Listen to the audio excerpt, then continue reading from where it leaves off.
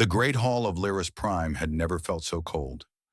Admiral Sevketh stood at the center of the circular chamber, his forearms folded behind his back. Around him sat the leaders of 12 species. They had come from every corner of the galaxy. They had come because they were dying.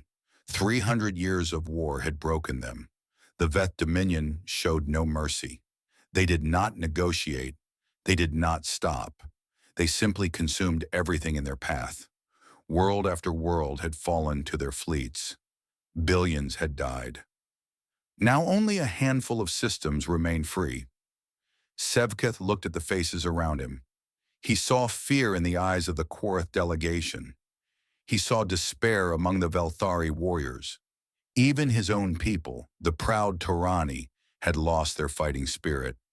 They had given everything to this war. It had not been enough. The defensive line at Korath will fall within 6 cycles, Sevketh said. His voice was steady, but his heart felt heavy. When it does, the Veth will have a clear path to our core worlds. We have no reserves left, no hidden fleets, no secret weapons. Silence filled the chamber. No one argued with him. They all knew the truth. High Counselor Dreth, the oldest of the Terani elders, spoke from his raised seat. Then we must accept our fate. We have fought with honor. We will die with honor. Sevketh wanted to agree. Honor had always guided his people, but honor would not save the children on the worlds behind him. Honor would not stop the Veth from turning everything they had built into dust. A small voice cut through the silence. There may be another way. Everyone turned to look at Ambassador Yeleth.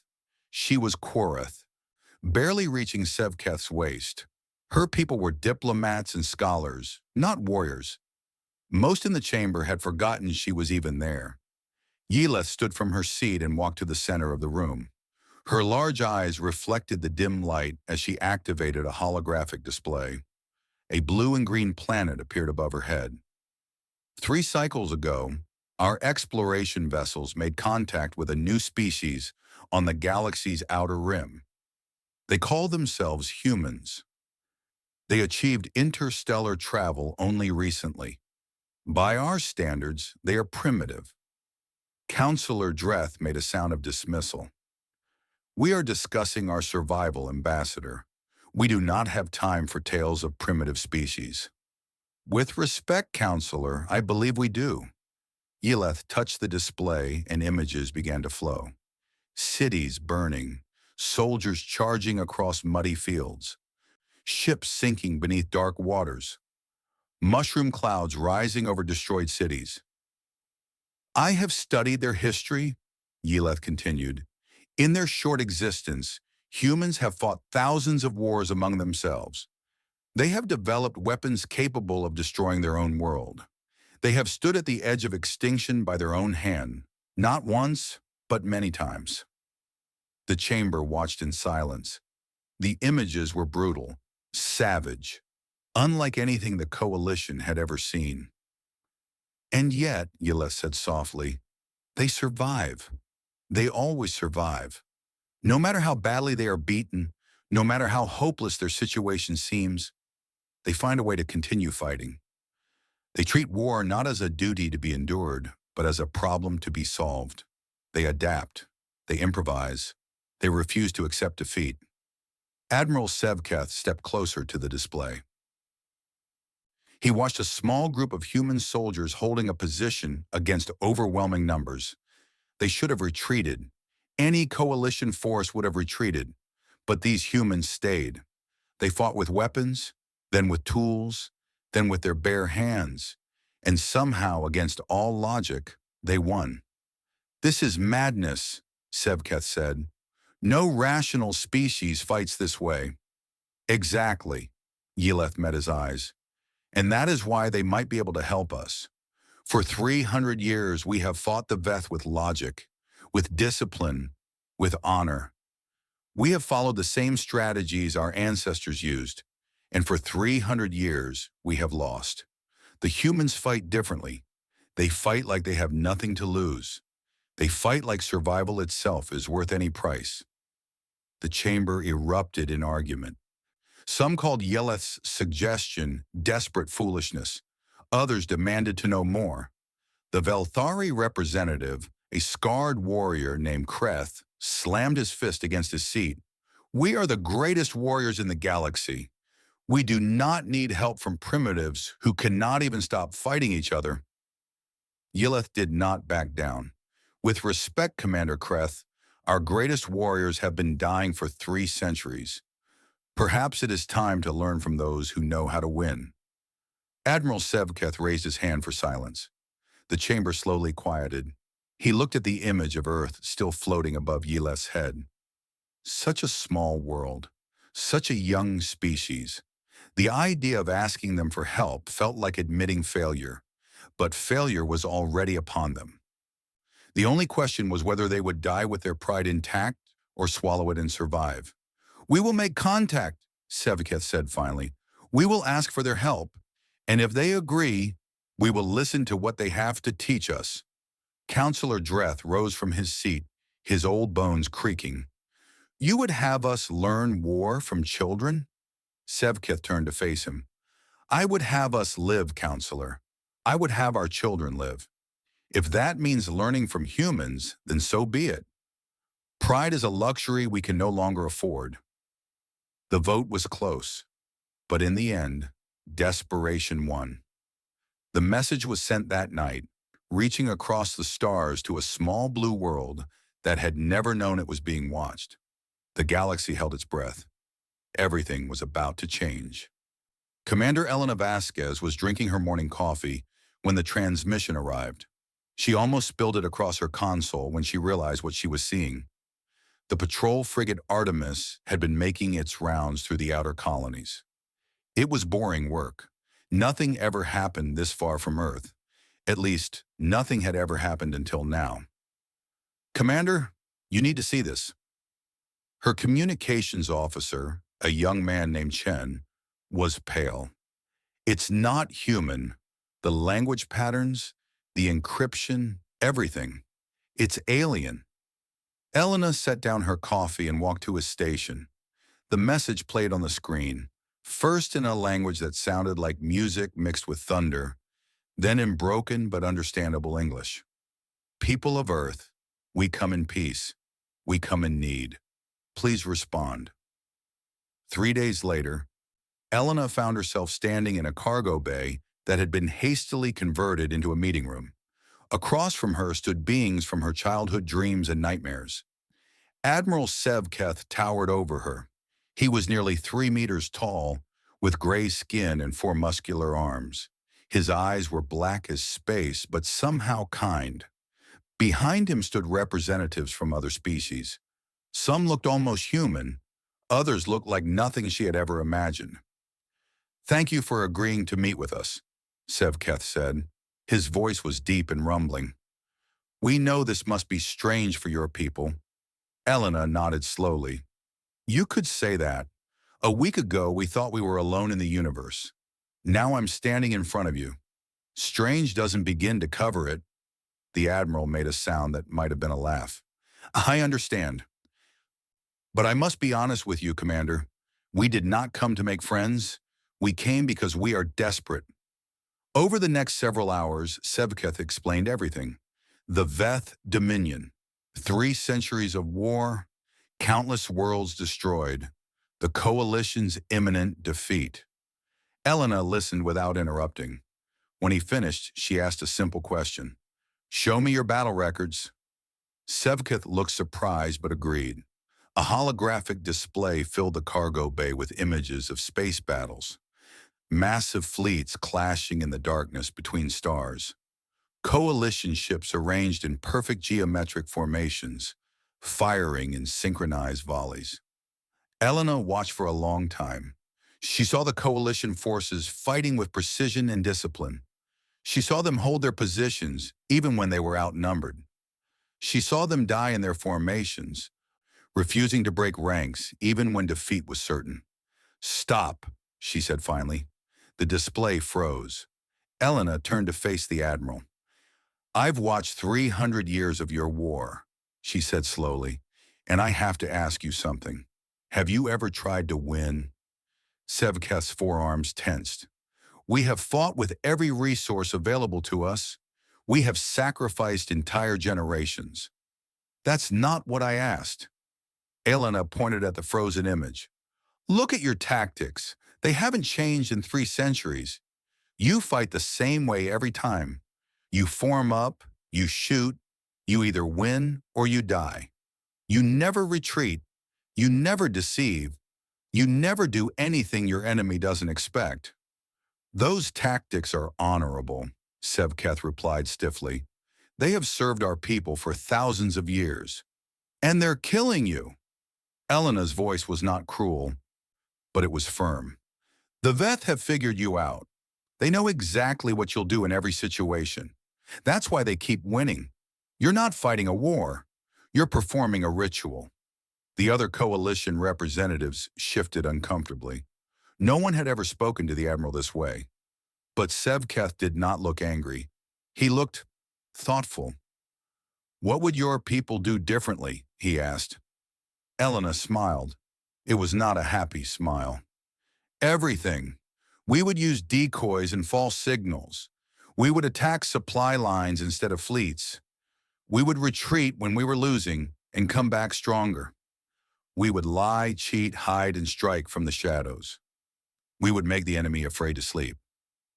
That is, Sevketh paused, searching for the right word. That is not how civilized species wage war. Maybe not. But it's how you survive.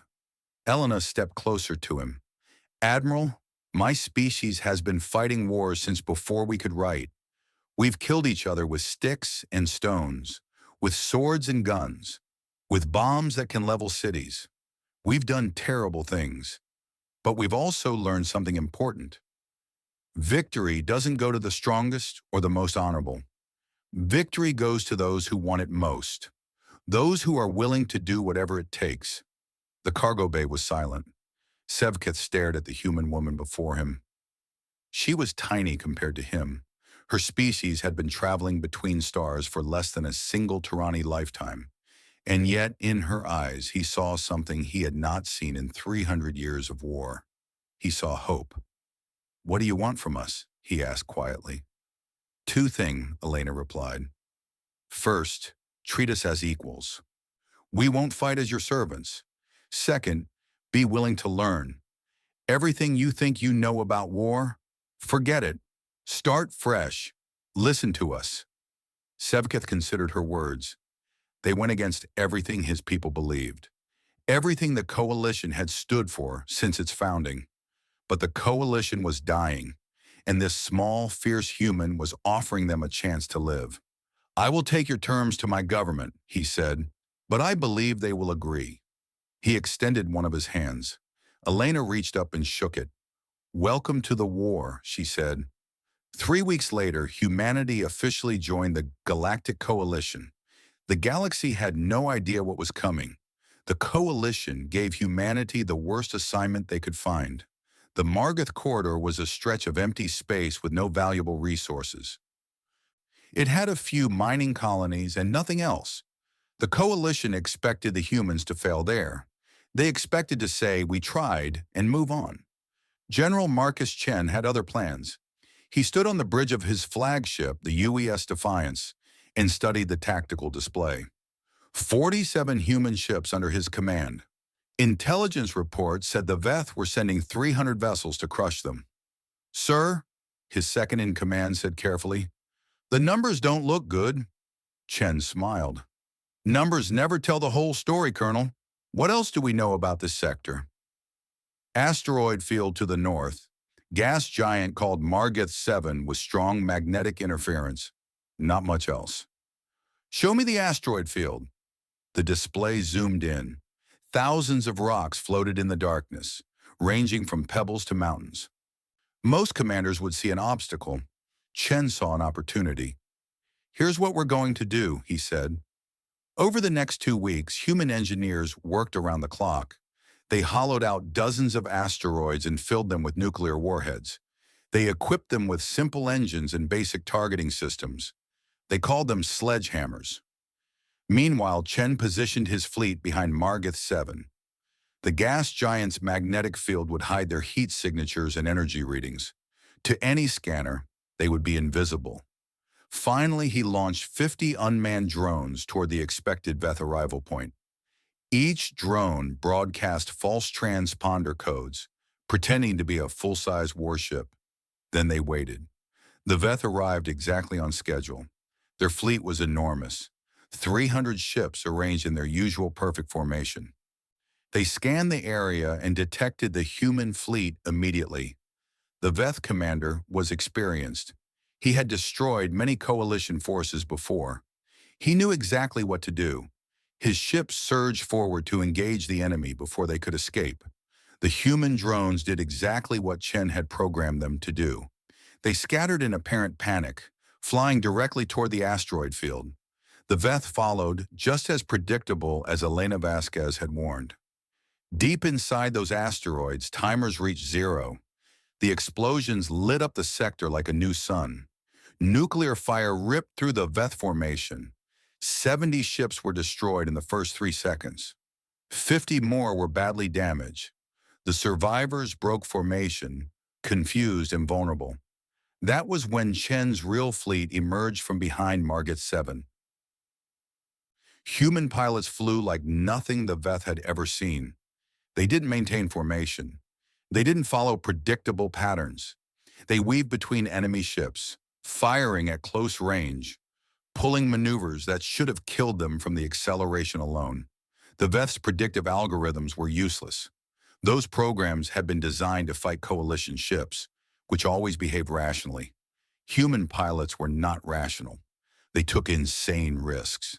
They sacrificed themselves to protect their wingmen. They did things that made no logical sense, and they were winning.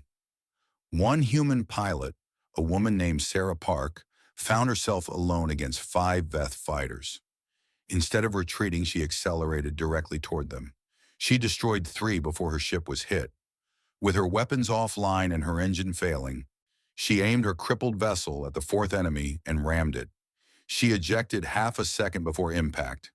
Rescue teams picked her up 3 hours later, floating in the debris field, still alive. "Thought I was dead for sure," she told Chen afterward.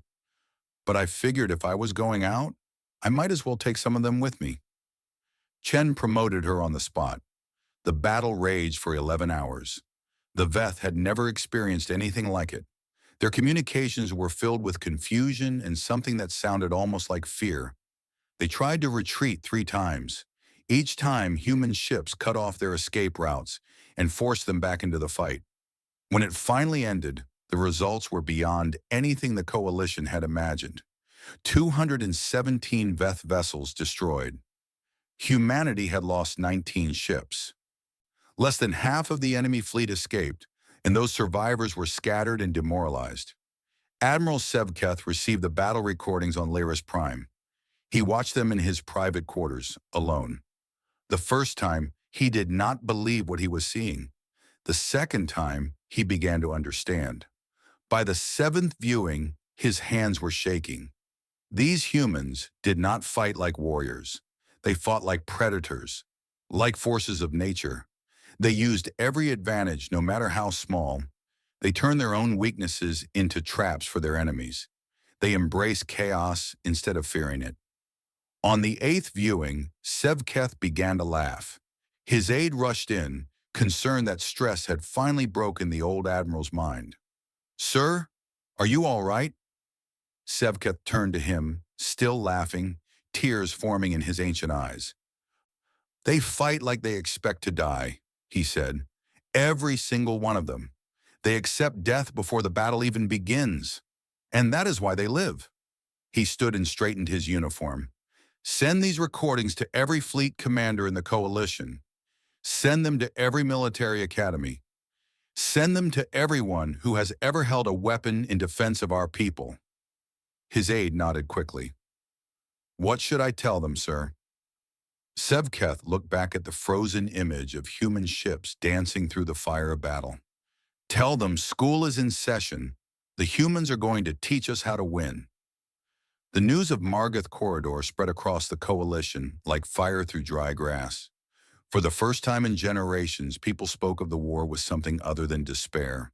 They spoke of victory. Human military advisors arrived at coalition bases across a dozen systems. They came with training programs and new tactics.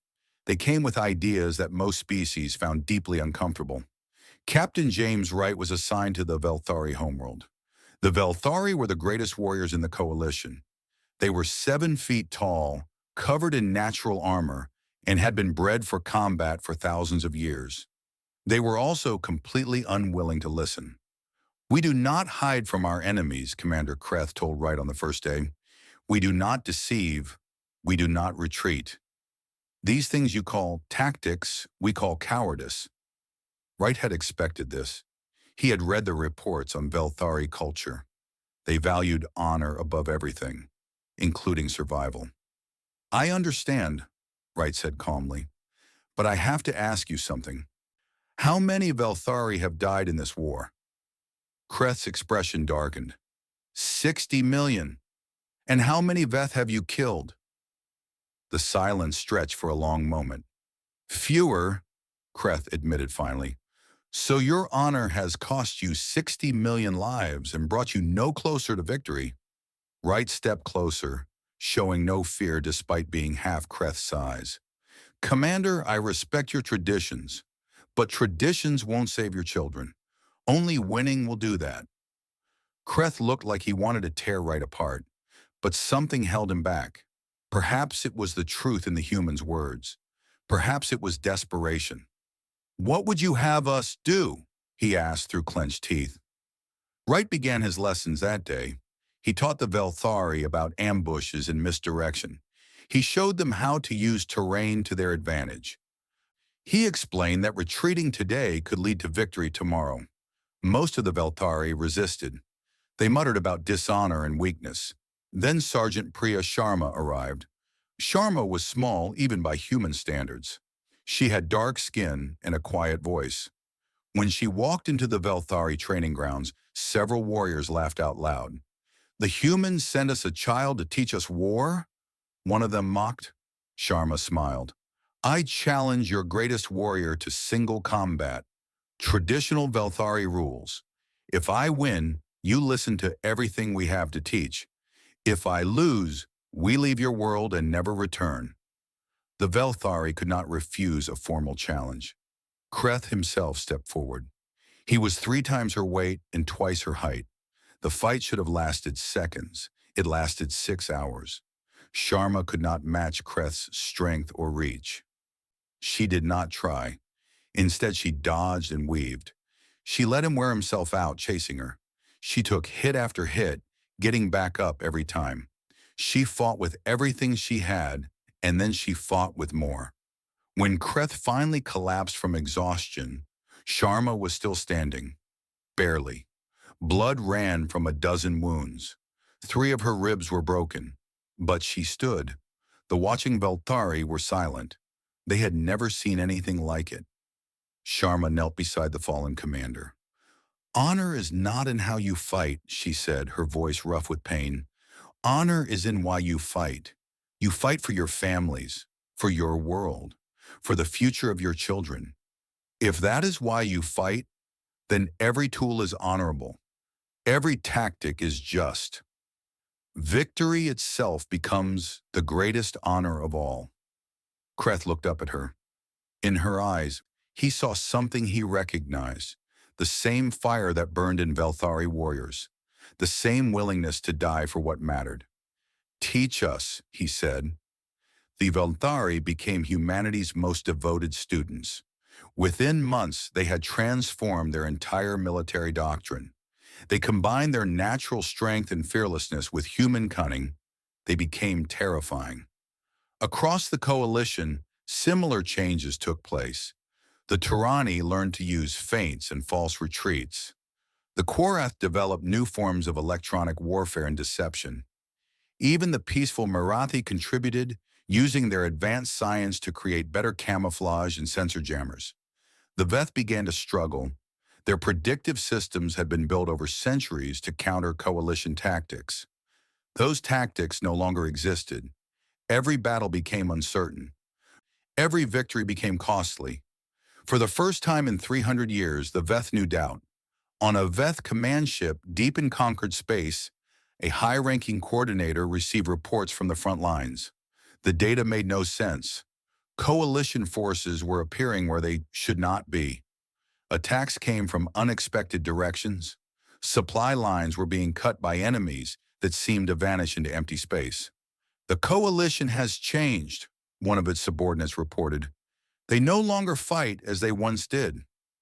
Impossible, the coordinator replied. Species do not change their nature. These humans have changed them. Our algorithms cannot predict their behavior. Our models are failing. The coordinator processed this information. In its long existence, it had never encountered a problem it could not solve. But this new variable, these humans, refused to fit into any equation. Learn more about them, it ordered. Find their weaknesses. Find a way to predict them. But no matter how hard the Veth tried, they could not crack the code. Humans did not behave like logical beings. They took risks that made no sense. They sacrificed themselves for abstract concepts like love and hope. They kept fighting long after any reasonable species would have surrendered. The Veth had conquered half the galaxy by being patient and methodical. They had always won because they understood their enemies. They did not understand humans. And for the first time in their history, they were afraid. The Veth chose Nexus Prime for their final push. It was one of the founding worlds of the Coalition. 8 billion people called it home. If it fell, the Coalition's spirit would break forever. They gathered the largest fleet in a century, over 2,000 warships, enough firepower to turn the planet's surface into glass. They came not just to win, but to send a message. The Coalition's rebellion would end here, but the Coalition had changed, and they were ready. Admiral Sevketh commanded the defense from his flagship, the Eternal Vigil. Beside him stood General Chen, representing humanity. Together, they had planned this battle for months. Every detail had been considered. Every possibility had been prepared for. They're entering the system now, a sensor officer reported. Count is 2,347 vessels. The Coalition fleet was smaller, 1,200 ships from every member species, but these were not the same forces that had been losing for 3 centuries. These warriors had been trained by humans. They had learned new ways to fight. Begin the operation, Sevketh ordered. The Veth expected the Coalition to form a defensive line around the planet. That was what they had always done. Instead, the Coalition attacked. Human stealth ships had slipped behind enemy lines days earlier. They were painted with special materials that absorbed light and radiation. To Veth sensors, they were invisible. Now, as the main fleets clashed, these hidden ships struck at Veth supply vessels and fuel tankers. The effect was immediate. Several Veth capital ships lost power in the middle of battle. Others had to pull back to conserve fuel. The perfect formation began to crack. Meanwhile, Coalition dreadnoughts engaged in a fighting retreat. They fired as they fell back, making the Veth chase them. The Veth commanders, eager for victory, took the bait. They flew directly into prepared kill zones. Weapons platforms hidden among debris fields opened fire. Mines detonated against Veth hulls. The hunters became the hunted. Commander Kreth led the Velthari assault ships. His warriors boarded enemy vessels, fighting in the tight corridors where their strength was deadliest. They showed no mercy. But for the first time, they also showed patience. They waited for the right moments. They struck where the enemy was weakest. The Veth had never faced anything like this. Their coordination broke down. Individual ships began acting on their own, making them easier to destroy. Then the Veth flagship moved toward the planet. It was massive, 3 kilometers long, bristling with weapons. If it reached firing range, it could devastate entire continents. The Coalition ships tried to stop it, but its escorts formed an impenetrable wall. Captain James Okonkwo watched the flagship approach on his displays. His ship, the Spirit of Lagos, was crippled. Engines were failing. Weapons were gone. He had one choice: eject and let his crew be rescued, or do something stupid. He chose stupid. "All hands, abandon ship," he ordered. "That's a direct order. Everyone out. Now!" His crew protested. Okonkwo shouted them down. One by one they ejected, escape pods scattering into space. Then Okonkwo aimed his dying ship at the flagship's reactor section. He had studied Veth ship designs for months. He knew exactly where to hit them. The Spirit of Lagos accelerated on its last reserves of power, flying directly at the enemy's heart. The Veth tried to stop him. Point defense weapons filled space with fire. His ship shook as pieces were torn away.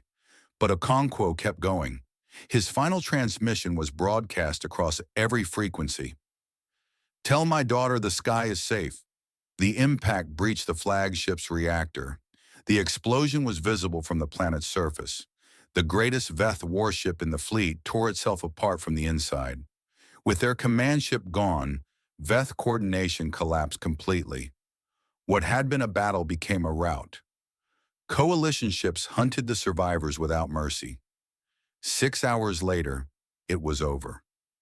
The Veth fleet was shattered. The survivors fled into deep space. For the first time in history, the Veth had been completely defeated. On the surface of Nexus Prime, billions watched the sky fill with the light of burning enemy ships. They wept. They cheered. They held each other and thanked gods they had almost stopped believing in. In orbit, the surviving coalition forces gathered. Humans and Turani and Velthari and a dozen other species, floating among the wreckage of their greatest victory. Admiral Sevketh addressed them all. 300 years ago, we began a war we did not know how to win. We fought with courage. We fought with honor. But we did not know how to be victorious." He paused, looking at the human ships among his fleet. "Then we met a species that taught us something simple. Victory does not come from perfection.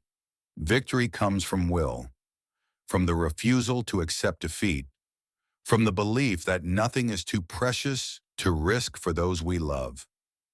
He turned to face the human delegation directly. "The galaxy changed forever today. Our children will grow up in a universe where hope is possible, where the Veth can be beaten, where freedom can survive." He extended all four hands in the deepest gesture of Turani respect. "This happened because of you, humanity. You taught us that the fire of survival burns brighter than any sun. You showed us that together we could become something greater than any of us alone." General Chen stepped forward. He was tired. They all were. But he was smiling. "We couldn't have done it without you," he said. "Any of you.